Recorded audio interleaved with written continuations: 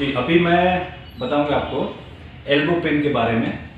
Normally हम लोग चीज़ों को बहुत हल्के तरीके से लेते हैं कि ठीक है एल्बो पेन है, चलो एल्बो पेन के लिए ट्रीटमेंट दे दो हो जाएगा, या फिर बहुत ज़्यादा पढ़े लिखे हैं तो ये सोचते हैं कि चलो टेनिस एल्बो होगा तो टेनिस एल्बो का पॉइंट दे देते हैं।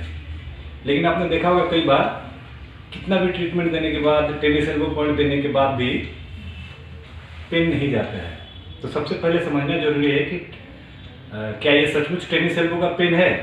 तो इसको समझने के लिए एक चीज़ ध्यान रखना, जब हमारे ये जो एल्बो है इसमें दो साइडेड है, बीच में तो हड्डी है, दो साइड से जॉइंट है, ठीक है, जिस पे हमारा एल्बो मूव होता है।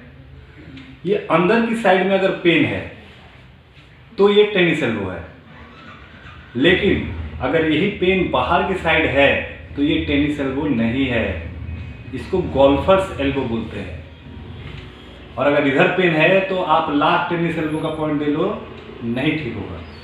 तो सबसे पहले तो आपको पहचानना जरूरी है कोई एल्बो पेन लेकर के आता है तो कि ये टेनिस एल्बो है या गोल्फर्स एल्बो है। अगर ये समझ में आ जाए तो उसका उपचार करने में आपको सहूलियत रहेगी, ठीक है। सर वो क्लॉट और क्या बोल रहे थे? टेनिस एल्बो का जो पॉइंट होता है, दर्द होता है, ये क्लॉटिंग के कारण होता है। हो सकता है यहाँ पे कोई क्लॉट फंस गया है या यहाँ पे कहीं और फंसा हुआ है जिसके कारण यहाँ पे ब्लड का सर्कुलेशन ठीक नहीं हो रहा है। तो टेनिस एल्बो को ठीक करने के लिए कोई सा भी हम इवाकुएट या हेपरिन फार्मूला यूज़ करते हैं ताकि क्लॉटिंग खुल जाए।